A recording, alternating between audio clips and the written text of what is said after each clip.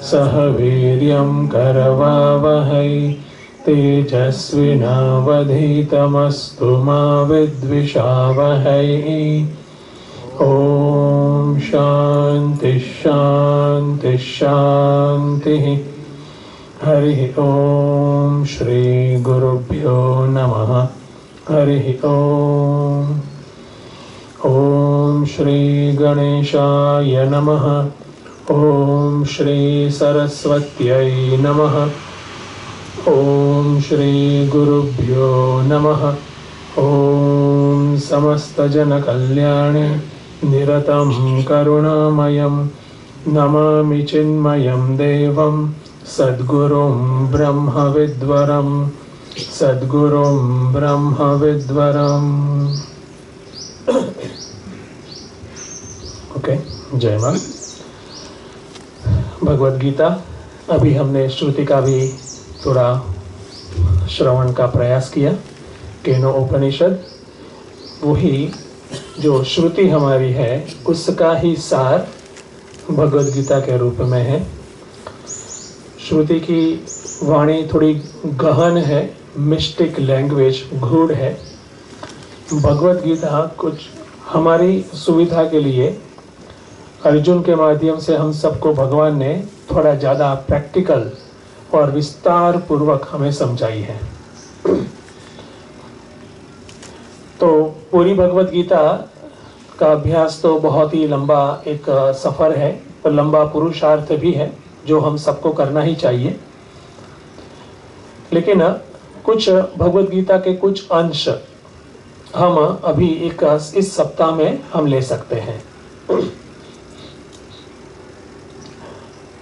भगवान भाष्यकार इस प्रकार से कुछ बात करते हैं कि द्विविधो ही वैदिको धर्म, प्रवृत्ति लक्षण निवृत्ति लक्षणश्च।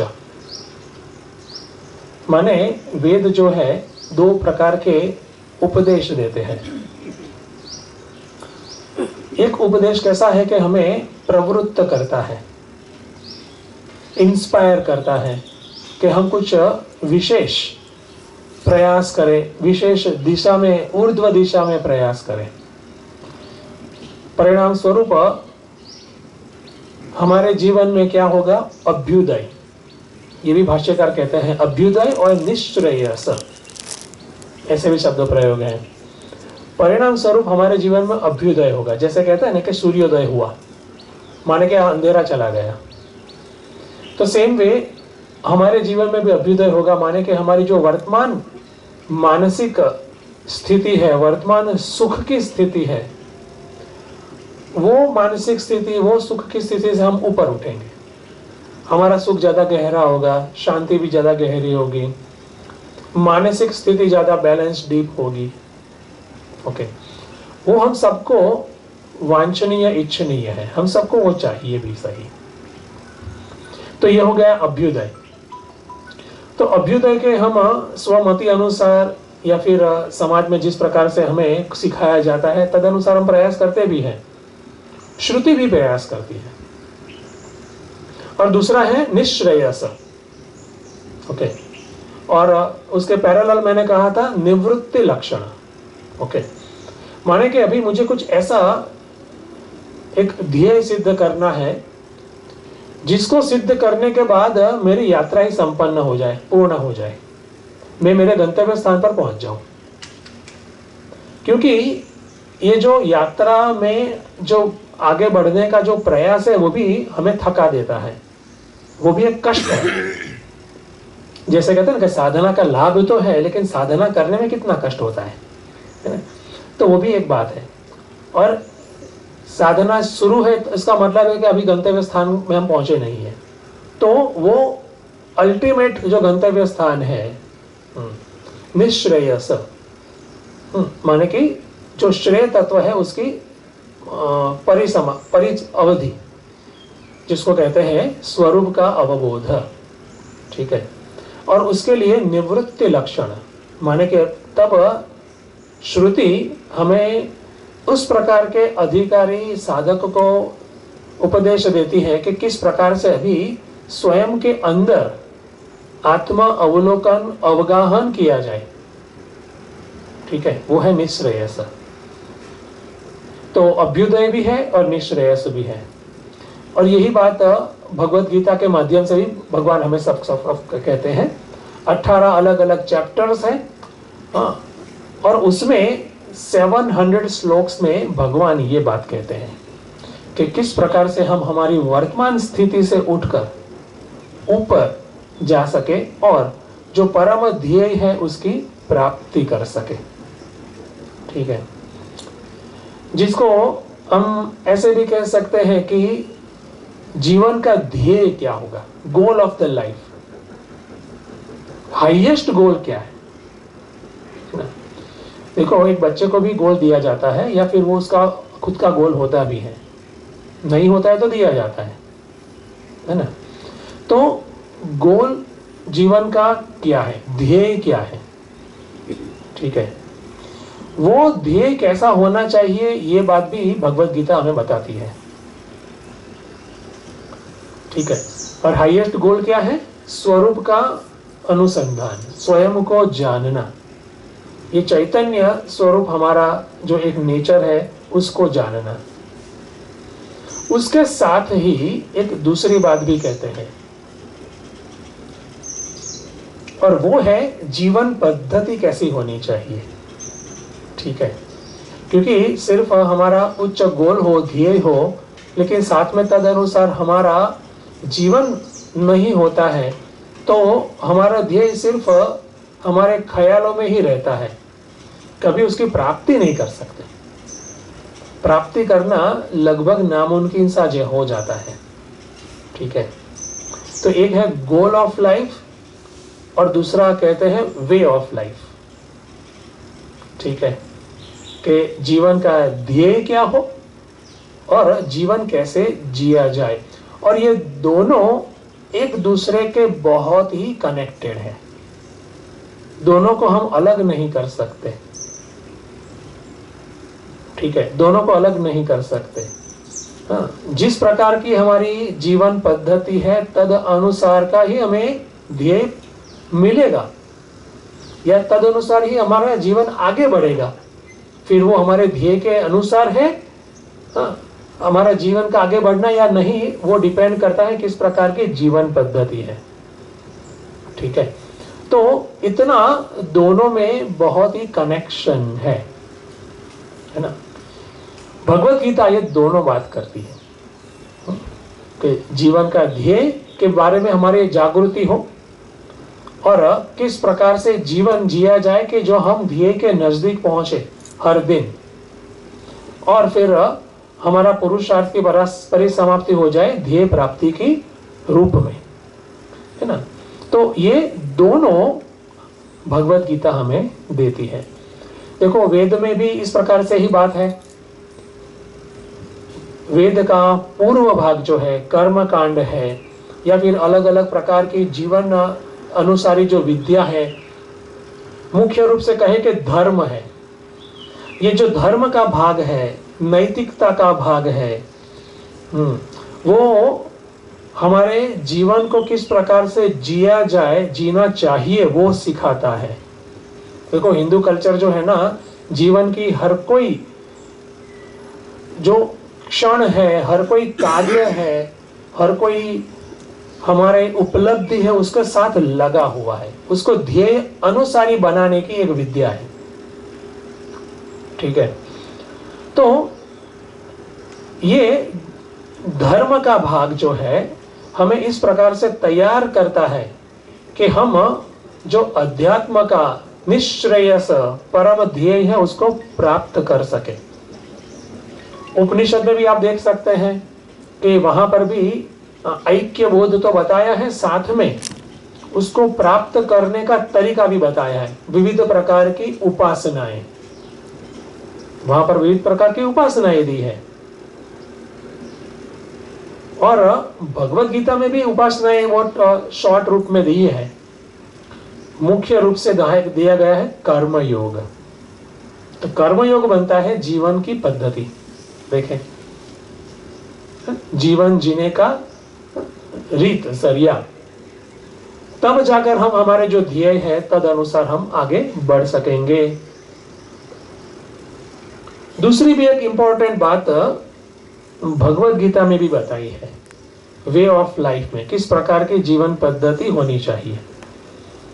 और वहां कहा गया है हमारा कैरेक्टर कैसा होना चाहिए, ठीक है, हमारा स्टेट ऑफ माइंड, हमारा मानस किस प्रकार का होना चाहिए अगर उच्च ध्येय की प्राप्ति करनी है तो। अगर प्राप्ति नहीं करनी है तो फिर स्वमति अनुसार हम हमारा व्यवहार, हमारा जीवन गठन कर सकते हैं, नो प्रॉब्लम। लेकिन हाईएस्ट गोल हमें चाहिए, हाईएस्ट गोल हमें अचीव करना है, प्राप्त करना है, तो तद अनुसार जीवन पद्धति भी आवश्यक है। तद अनुसार हमारा कैरेक्टर या फिर हमारी मनोभूमिका भी अर्जित करनी वांछनीय है, इच्छनीय है, ठीक है। और ये हमारा जो कैरेक्टर है, हमारी जो पर्सनालिटी है, तद अनुसार ही हमारी जीवन पद्धति होगी। जीवन पद्धति जिस प्रकार से मोल्ड करेंगे तद अनुसार ही हमारा कैरेक्टर मोल्ड होगा, इस प्रकार से बात है। और अकॉर्डिंगली ही हमें जीवन में ध्येय की प्राप्ति होगी।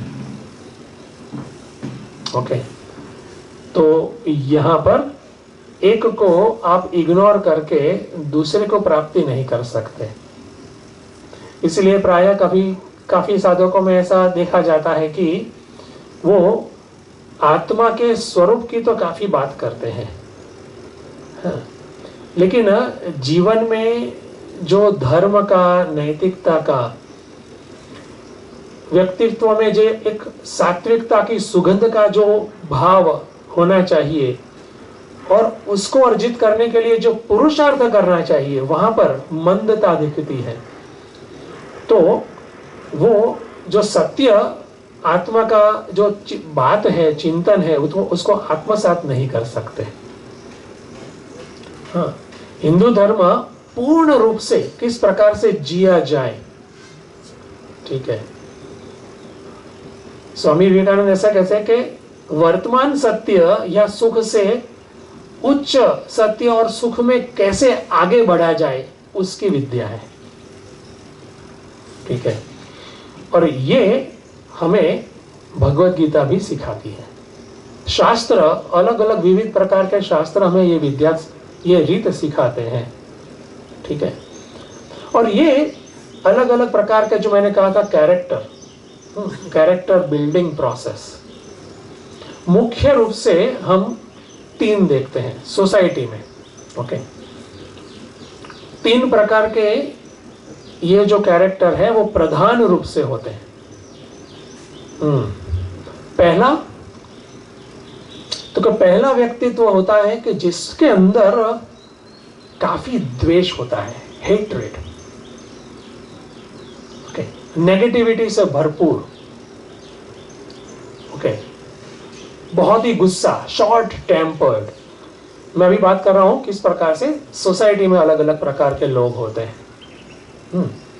तो प्रमुख रूप से प्रायोरिटी, उसकी जो मानसिकता होती है उसमें इस प्रकार के नेगेटिविटी होती है। उसका कारण जो भी हो सकता है, कारण हो सकता है पूर्व जन्म के संस्कार होते हैं, या फिर उसके घर का वातावरण, या फिर कहे कि चाइल्डहुड में कुछ हुआ था इस प्रकार से एब्यूज या कुछ भी घटना हुई थी, उसका परिणाम रूप में व्यक्ति ऐसा है।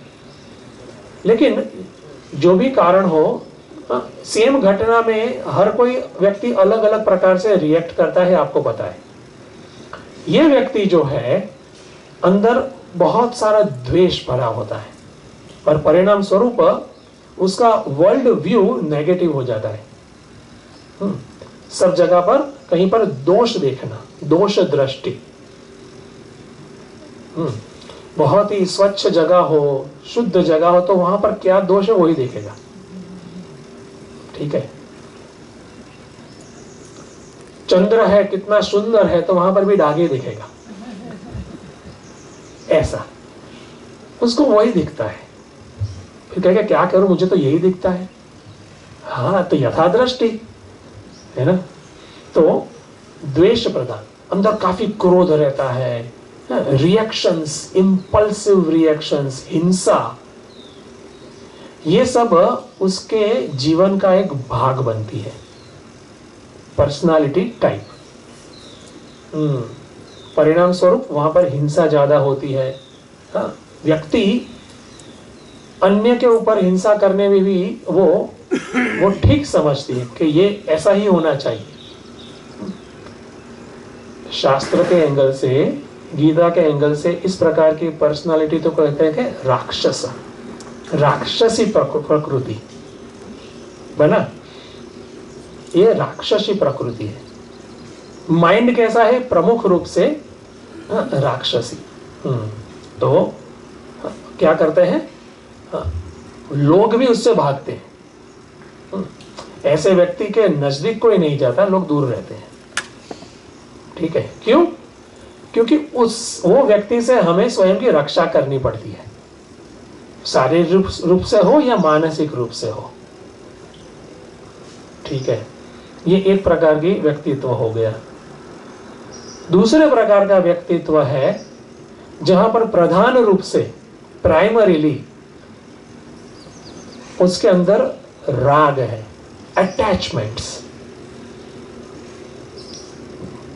जैसे राक्षस जो है वो क्रोध प्रधान है, वैसे ये जो दूसरे प्रकार का व्यक्तित्व है वो काम प्रधान है।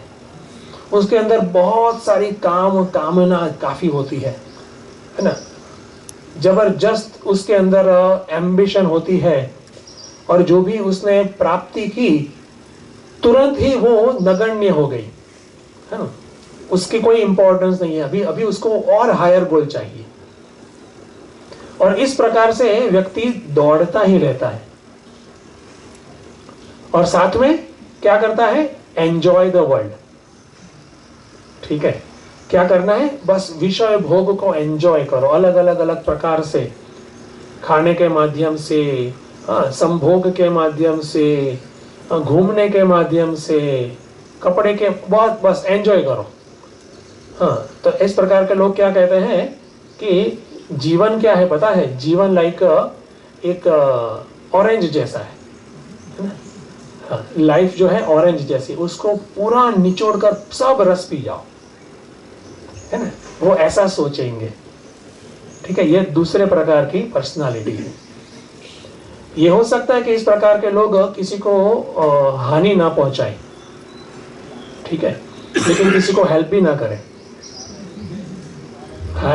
हानि तो नहीं पहुंचाएंगे, किसी को मदद भी नहीं करेंगे।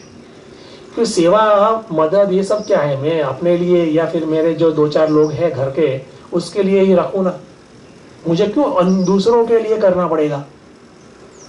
तो उसके चित्त में, उसकी बुद्धि में ये सेवा है, शेयरिंग है, किसी की मदद करना है, धर्म है, नैतिकता है, उसका कोई वजूद नहीं रहता है। अगर सच बोलने से मुझे लाभ मिलता है तो मैं सच बोलूं, otherwise that's okay, be practical, है ना, ऐसा कहेंगे। तो ये दूसरे प्रकार के लोग हैं। ठीक है, यहां पर आध्यात्मिक रूप से कोई प्रगति नहीं हो सकती। चलो, विशेष अधोगति भी नहीं है, क्योंकि हिंसा नहीं करते प्रमुख रूप से तो। ठीक है, इस प्रकार के व्यक्तित्व को कहते हैं असुर। पहले वाले क्या कहे? राक्षस, राक्षसी प्रकृति। ये दूसरे वाले जो है वो असुर प्रकृति, असुर स्वभाव, ये असुर है। ठीक है, असुसु रमन्ते। असु माने कि ऐसे एक तरह से प्राण कहते हैं, दूसरे तरह से इंद्रिय कहते हैं। तो वो इंद्रियों में रमते हैं। इंद्रियों में रमते माने कि इंद्रियों के भोग में, एंजॉयमेंट। एंजॉयमेंट कौन से जगह पर? विषय के एरिया में।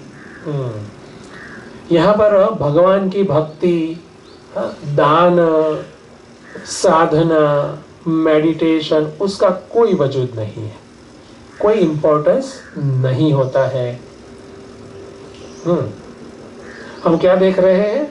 वे ऑफ लाइफ, और उसमें कैरेक्टर या पर्सनालिटी टाइप। ठीक है, तो ये दूसरा प्रकार का जो व्यक्तित्व प्रधान रूप से हमें दिखता है। ठीक है, एक द्वेष प्रधान जहां पर हिंसा होती है, हो सकता है कि शारीरिक हिंसा न हो लेकिन वाचिक हिंसा हो। वो 2 शब्द बोले और हमें 4 बार बुरा लगे, है ना, हो सकता है। काफी लोग के बोलने में भी ऐसा, वो सरकास्टिक भी बोलते हैं, वो कटाक्ष, उसको सीधा बोलना ही नहीं आता है। क्यों? अंदर हेट्रेड पड़ा है ना? और कुछ लोग किसी को नुकसान नहीं करेंगे, किसी को ऐसे कटाक्ष सरकास्टिक नहीं बोलेंगे, लेकिन स्वयं का ही लाभ देखेंगे, जिसको कहते हैं स्वार्थ। तो ये असुर जो होते हैं स्वार्थ, इंद्रिय भोग रमनते, और इस प्रकार से उसकी जो गति होती है बस वो प्रत्यक्ष जगत के एरिया में ही होती है। तीसरे प्रकार का व्यक्तित्व है, वो भी है राग प्रधान। एक हमने देखा द्वेष प्रधान प्रकृति है, किसी का स्वभाव है। तीसरे प्रकार के भी लोग हैं जिसमें प्रधान रूप से है ज्ञान। उस प्रकार का जो व्यक्तित्व है उसको चाहिए ज्ञान या सत्य, जानने की इच्छा है, तथ्य जानने की इच्छा है। और जैसा संस्कार या वासना का उसका एक स्ट्रक्चर और शुद्धि का धोरण, तद अनुसार उसका अगर शुद्धि ज्यादा है तो उसको जानना है कि अध्यात्म क्या है, मैं कौन हूं, ये ईश्वर कौन है, मुझे ईश्वर को जानना है, समझना है। सबसे ऊंचा ज्ञान कौन सा है, मुझे वो जानना है। और इस प्रकार की जिज्ञासा अगर ज्ञान प्रधान व्यक्तित्व है तो छोटे बच्चे में भी मिलेगी।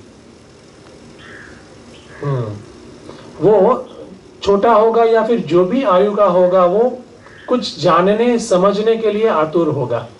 उसके लिए जानने के लिए वो कुछ तप करना है तो वो तप भी करेगा, पुरुषार्थ करना है कुछ ज्ञान प्राप्ति के लिए तो वो करेगा। चलो दूसरा साथ में लगा देते हैं, वो भक्ति प्रधान होते हैं। प्रधान उसमें भक्ति तत्व होता है, जहां पर शरणागति मुख्य है, जहां पर मुख्य यह है कि भगवान को क्या प्रिय है, बस मैं वो जानूं और मैं वो करूं, और फिर मेरे भगवान कैसे हैं मुझे जानना है, मैं वो जानूं। जीवन पद्धति कैसे है, जो भगवान को प्रिय हो, क्योंकि शरणागति है। भक्ति प्रधान। ज्ञान प्रधानता भी होती है, जहां पर क्या कहते हैं कि मुझे सत्य को जानना है। इस प्रकार का जो नेचर है, ज्ञान प्रधान जो स्वरूप है, उसको कहते हैं दैव स्वभाव। ठीक, एक राक्षस स्वभाव, दूसरा असुर स्वभाव, और तीसरा है दैव स्वभाव। ठीक है, दिव माने के दीपक, ओके, लाइट, ओके। तो दिव्यति प्रकाशते, जिसके अंतःकरण में, जिसकी बुद्धि में प्रकाश है, किसका? ज्ञान का, विवेक का, भक्ति का, शुद्ध भक्ति का, जिसके अंतःकरण में प्रकाश है, उसको कहते हैं दैवी प्रकाश, दैवी प्रकृति। और हम भी जो भगवान भगवत गीता में अलग अलग उपदेश देते हैं, कर्म योग का भी देते हैं, सर्वोच्च ऐक्य बोध का भी देते हैं, भगवान के स्वरूप का भी देते हैं, भगवान अलग अलग किस प्रकार से विभूति के रूप में पूरी सृष्टि में विद्यमान है उसका बोध देते हैं, और साथ में भगवान हमें ये भी बोध देते हैं कि कैसे इस विभूति का हम दर्शन कर सकते हैं, भगवान के रूप का और स्वरूप का हम बोध प्राप्त कर सकते हैं। उसके लिए आवश्यक है दैवी संपत्ति, आवश्यक है इस प्रकार का दैवी स्वभाव, दैवी प्रकृति। तो भगवद गीता का 16वां अध्याय दैवासुर संपत्ति विभाग योग, उसका 7 दिन आज से हम कुछ प्रयास करेंगे। और जो मैंने 3 प्रकार की प्रकृतियां बताई, उसमें से कोई एक व्यक्ति में प्रधान होता है। प्रधान होता है उसका मतलब क्या? बाकी के 2 होते हैं, बाकी के 2 भी होते हैं। अगर हम देखें, क्योंकि हम सब माँ के भक्त हैं, अध्यात्म के जिज्ञासु हैं, और हमारा समय शक्ति अब हम ज्यादा साधना में बिताते हैं, संयम सप्ताह के लिए आते हैं, तो चलो दैवी संपत्ति है, यस। हम चाहे ये भी कहे प्रधान है, ओके, लेकिन बाकी की 2 भी है। बाकी की 2 संपत्ति या प्रकृति भी हमारे अंदर है, आसुरी भी और राक्षसी भी। चाहे हमें ना दिखती हो सकता है किसी और को दिख जाती हो, है ना। और हम हमारी दैवी प्रकृति को देखते होते हैं और दूसरे हमारी राक्षसी प्रकृति को देखते हैं, ऐसा भी हो सकता है ना। उसमें ज्यादा नहीं जाते, लेकिन पॉइंट मेरा क्या है कि तीनों प्रकार का स्वभाव हमारे अंतःकरण में है।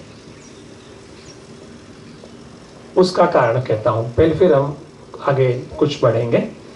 उसका कारण एक सिंपल सा है कि हमारा अंतःकरण जो है, प्रकृति है, वो त्रिगुणात्मक है, सत्व, रजस और तमस।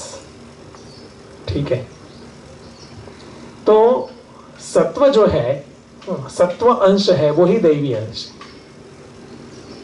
रजस अंश है वही असुर अंश है, और जो तमस अंश है वही राक्षस अंश है। ठीक है, तो ये तीनों हमारे अंदर हैं, तीनों। ठीक है, और हमें क्या करना है? अच्छे से उसको जानना है। डायग्नोस कहते हैं ना, डायग्नोस करना, उसको आइडेंटिफाई करना, उसको ढूंढना कि ये सत्व है या फिर ये दैवी स्वभाव है मेरा, ये मेरा आसुरी स्वभाव है और ये मेरा राक्षसी स्वभाव है। ठीक है, इसको बहुत अच्छे से जानना है। हमारे अंदर सब खिचड़ी हो गया, सब मिक्स, ओके, तो पता ही नहीं चलता, और हमें जो अच्छा लगता है वो हम कहते हैं कि ये मेरे अंदर है, दूसरा नहीं है। तो अगर हमें हमारा जो ध्येय प्राप्ति करनी है, या फिर कहें हमें दुख रहित, विक्षेप रहित एक शांति वाला जीवन जीना है, तब भी कोई कहे कि मुझे भगवान अभी चलेगा, मोक्ष 4-5 जन्म के बाद मिलेगा तो चलेगा, ऐसा भी लोग हैं। हाँ, मुझे तो कहा है सामने, स्वामी जी 4-5 जन्म के बाद ठीक है, अभी इतनी जल्दी नहीं है मुझे। लेकिन आपको वर्तमान में ही सुख तो चाहिए ना भैया, है ना, कि विक्षेप चलेगा, सब कष्ट विलाप सब चलेगा, टेंशन वगैरह वो चलेगा ना, वो निकाल देना है। तो अगर वो भी प्रयोजन है तो उसके लिए भी आवश्यक है कि इस सब प्रोसेस से पसार हो, अपने अंदर क्या है वो जाने, और वो जानने के लिए आवश्यक है गीता जैसे ग्रंथ का अभ्यास। ठीक है, गीता जैसे ग्रंथ का अभ्यास जब अभ्यास करेंगे तब पता चलेगा कि अलग अलग प्रकृति के लक्षण क्या है, क्योंकि ये सब कुछ स्थूल तो है नहीं, ग्रॉस नहीं है, सब सूक्ष्म है ना। मन पूरा सूक्ष्म है, तो उसके सब प्रकृति भी सूक्ष्म है। तो वो कैसे जानेंगे कि ये दैवी प्रकृति है, आसुरी है या राक्षसी है?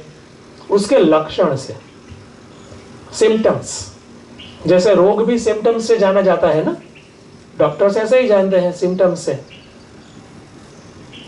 तो ये लक्षण को जानना आवश्यक है, और लक्षण जानने ऐसे शास्त्र के अभ्यास से, भगवत गीता जैसे ग्रंथ के अभ्यास से। और तब पता चलेगा हाँ मेरे अंदर ये पर्टिकुलर जो अवगुण है या फिर राक्षसी प्रकृति है, मैं उसको जानूं। जानेंगे तभी हम उसके विरोध में कुछ कार्य कर सकेंगे और उसको बाहर निकालने के लिए प्रवृत्त होंगे। उसके लिए आवश्यक शक्ति भी अर्जित करेंगे। शक्ति का प्रयोजन यही है कि हमारे अंदर रहे दुर्गुण को निकाल फेंकना और फिर जो सद्गुण है उसको बढ़ाएंगे। जो दैवी संपत्ति है या प्रकृति है उसको बढ़ाएंगे। यही क्रम है ना? सिंपल सा क्रम है लेकिन यही क्रम है। तो उसको समझने के लिए कि कौन सा लक्षण दैवी प्रकृति का है, कौन सा लक्षण आसुरी प्रकृति का है, वो भगवान ये 16वें अध्याय में बताते हैं। और बहुत ही एक विशिष्ट बात ये भी भगवान करते हैं कि राक्षसी जो प्रकृति है ना, आप समझ लो खुद ही, मैं उसकी बात ही नहीं करता। ठीक है, राक्षसी प्रकृति तो आउटराइट पता ही चल जाता है ना। तो उसकी तो भगवान कहते हैं कि इसको तो छोड़ो, वो सिलेबस बाहर का सब्जेक्ट है। तो वो होता है लेकिन वो साधकों में कम होता है, लेकिन वो है, वो उसको पता चलता है। लेकिन यहाँ पर मुख्य रूप से क्या बताते हैं, आसुरी और दैवी। ठीक है, तो ये दो प्रकार की प्रकृति यहाँ पर बताते हैं। और कैसे जानना है, तो अलग अलग काफी माध्यम से, है ना। हमारी अलग अलग जो हैबिट्स होती है, हमें क्या पसंद है क्या नहीं पसंद है, उसके जरिए भी पता चल जाता है कुछ कुछ चीजें। लेकिन अगर डीप में जानना है तो आवश्यक है कि इस प्रकार से भगवद गीता जी का अभ्यास हो। तो ये बैकग्राउंड के साथ हम जो 16वां चैप्टर है उसमें प्रवेश करते हैं। मैं उसका पहला श्लोक इसका गायन करता हूँ। ओम श्री परमात्मने नमः। अथ षोडशोऽध्यायः दैवासुर संपत् विभाग योगः। श्री भगवानुवाच अभयं सत्त्वसंशुद्धिः ज्ञानयोग व्यवस्थितिः दानन्दमश्च यज्ञश्च स्वाध्यायस्तप आर्जवम्। अभी भगवान इस पहले श्लोक में सबसे पहले बात करते हैं दैवी संपत्ति की, डिवाइन क्वालिटीज, कि किस प्रकार का व्यक्तित्व ईश्वर को प्राप्त कर सकता है, स्वरूप का बोध जान सकता है, उसको ही कहते हैं दैवी प्रकृति। और वो दैवी प्रकृति प्रधान व्यक्ति, गुण सापेक्ष में कहते हैं सत्व प्रधान व्यक्ति, उसकी कैरेक्टर, उसके व्यक्तित्व, पर्सनालिटी के अलग अलग लक्षण हैं। और इस पहले श्लोक में अलग अलग 9 क्वालिटीज यहां पर भगवान समझाते हैं। जैसे अगर गीता का थोड़ा अभ्यास है जिसका भी, वो देखते हैं कि चैप्टर 13 में अमानित्वम, अदम्भित्वम आदि 20 क्वालिटीज हैं। ओके, सद्गुणाः। और ये जो क्वालिटीज है, सद्गुण है या फिर दैवी संपत्ति है, वो हमें सिर्फ जानने नहीं है, उसको हमें प्राप्त भी करने हैं। पुरुषार्थ करके हमें अपने आप को ज्यादा उसमें, वो दिशा में मोल्ड भी करना है। ठीक है, जैसे आत्मा का स्वरूप जानना है, ठीक है, और फिर उसको प्राप्त लिटरली नहीं करना है, लेकिन अवरोध दूर करने हैं, एक अज्ञान रूपी अवरोध दूर करना है, ऐसी स्पष्टता है। जो भी अधिकारित्व है, क्वालिटीज है, साधन चतुष्टय है, या फिर यहाँ पर दैवी संपत्ति है, उसको जानना भी है अच्छे से। जाना मीन्स हमारे अंदर वो क्वालिटीज आ गई या बढ़ गई, ऐसा नहीं होता है। तद अनुसार हमें हमारे जीवन को सुगठित भी करना है, मोल्ड रीमोल्ड भी करना होता है, दोनों चीज। तो ये चीज भी हमारे अंदर स्पष्ट होनी आवश्यक है। और 13 चैप्टर में तो भगवान ने ऐसा ही कह दिया कि ये जो 20 क्वालिटी है, अमानित्वम आदि, एतत् ज्ञानम, यही ज्ञान है। माने कि ये क्वालिटीज बहुत अच्छे रूप तरीके से आपके अंदर आ गई तो नॉलेज आ गया, ऐक्य बोध मिल गया, यहां तक। तो सेम वे हम इस 16वें चैप्टर के फर्स्ट श्लोक में अगर हम प्रवेश करेंगे, क्या कहते हैं भगवान? सबसे पहली दैवी संपत्ति, सबसे पहली क्वालिटी कौन सी कहते हैं भगवान? अभयम। अभयम, करेज, सेल्फ कॉन्फिडेंस, अलग अलग प्रकार के एक शब्द हैं। स्वयं में विश्वास, स्वयं में श्रद्धा, भगवान में भी श्रद्धा, ये अभयम का लक्षण है। भयशील व्यक्ति वो श्रद्धा नहीं रख सकता। अभयता है तभी वो श्रद्धा रहेगा। इसीलिए स्वामी विवेकानंद भी कहते हैं, मुझे याद आ रहा है कि वो कहते हैं कि आपको आपके इष्ट में श्रद्धा है, भगवान में श्रद्धा है, अरे सभी अलग सभी 33 कोटि भगवान में श्रद्धा है, आपके शास्त्र में भी श्रद्धा है, लेकिन स्वयं में श्रद्धा नहीं है तो उसका कुछ मतलब नहीं। माने क्या? स्वयं में जो अभयत्व नहीं है तो आपकी जो श्रद्धा है वो पोकल है, तद अनुसार का जीवन नहीं होगा। ये अभयत्व आवश्यक है। अभयत्व है तभी तो ये आध्यात्मिक जीवन है ना, एक एडवेंचर बनेगा। कुछ ऐसे जैसे कहते हैं माउंट एवरेस्ट अगर चढ़ना है, ऊपर जाना है, चढ़ाई करनी है, तो कितना बड़ा एडवेंचर है। और कोई का तो नाम सुनते ही वो तो उसको ठंड से ध्रुजने लगते हैं कि यहाँ पर नहीं जा सकते। और कुछ लोग कहते हैं कि यस, ये तो बहुत बड़ी चीज है, चलो करेंगे। आध्यात्मिक यात्रा भी एग्जैक्टली ऐसी है। अगर भय है अंदर तो कि ये तो नहीं हो सकता, हम देखेंगे कि 10-12 चीज मिलती है, मैच होती है, तब हम एक स्टेप लेंगे, है ना। अभय है, अभयत्व है, तभी आध्यात्मिक यात्रा हमारे लिए सुखद होगी। वहां पर एडवेंचर का भाव होगा, पुरुषार्थ कर सकेंगे, उसमें जो विफलता मिलती है उसमें से सीखेंगे और ज्यादा स्पिरिट के साथ आगे बढ़ेंगे। अभयत्वम आवश्यक है। देखो उपनिषद में भी कहा है, नायम आत्मा बलहीने न लभ्य। जो बलहीन है, ये सब जुड़े हुए शब्द हैं, इसलिए मैं उसको कनेक्ट कर रहा हूं। जो बलहीन है, जो निर्बल है, देखो निर्बल ही भयग्रस्त होता है कि नहीं। और जो सबल है वही अभय का अंदर भाव रखता है, कनेक्टेड है। तो ये आत्मा निर्बल व्यक्ति को नहीं मिलता है।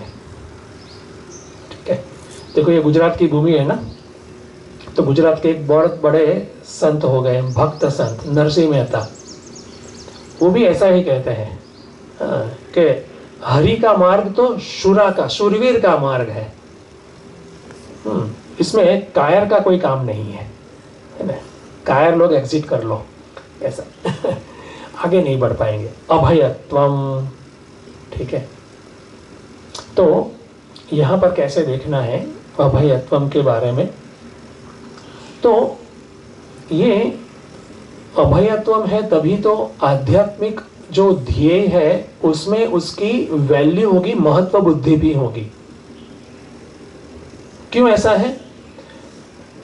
आगे ही भगवान ने कहा है, मनुष्याणाम सहस्रेषु कश्चित् यतति सिद्ध है, माने कि कुछ कुछ लोग ही है ना, हजारों लोग में जो प्रयास करते हैं आध्यात्मिक पूर्णता के प्राप्ति के लिए, और ऐसे हजारों लोग में से कोई विरला ही इसको प्राप्त कर सकता है। इतना विकट मार्ग है।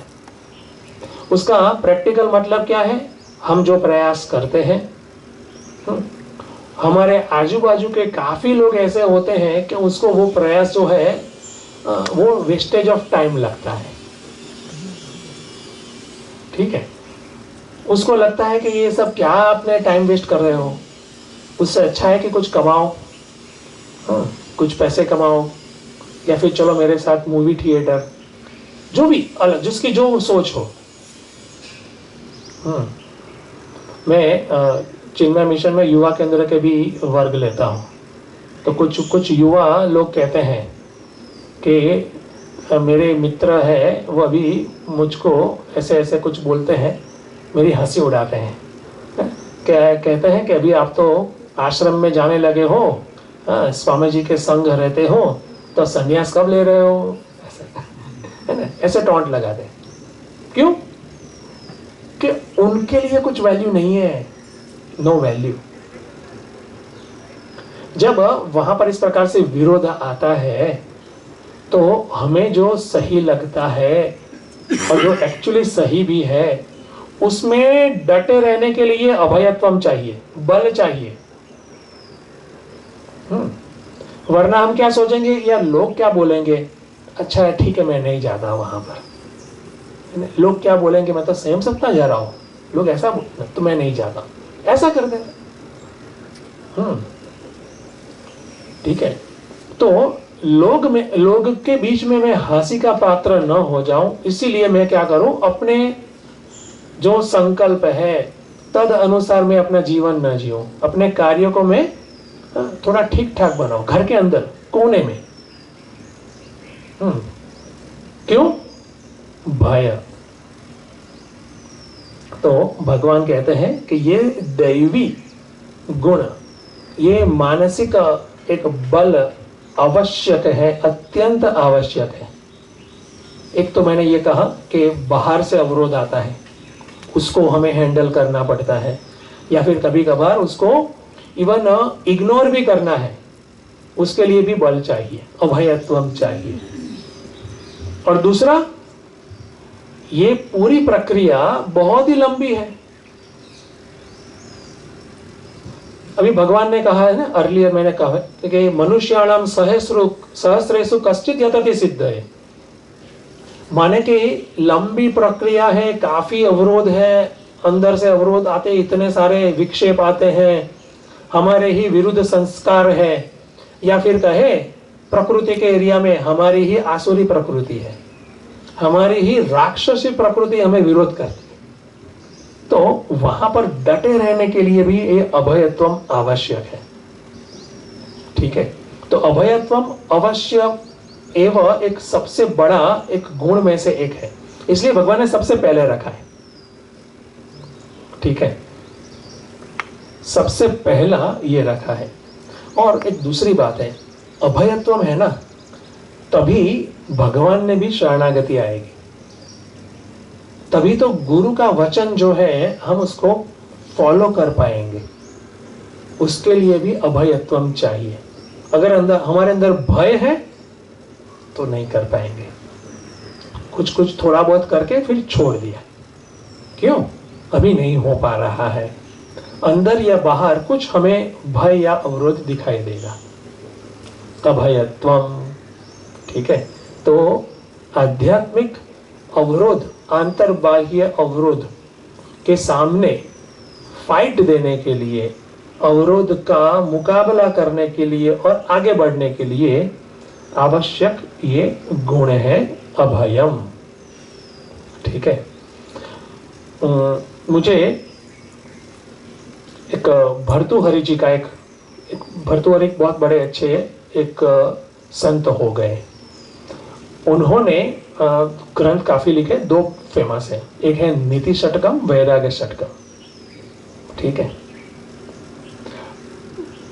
इस प्रकार से कहते हैं कि पहले वो काफी विलासी थे, लेकिन उनको एक चैतन्य जागृति हुई, सत्य का दर्शन हुआ, अपने ही जो भोगी जीवन है उसकी क्षण भंगुरता उसको पता चली, और परिणाम स्वरूप जीवन में काफी बड़ी क्रांति आ गई।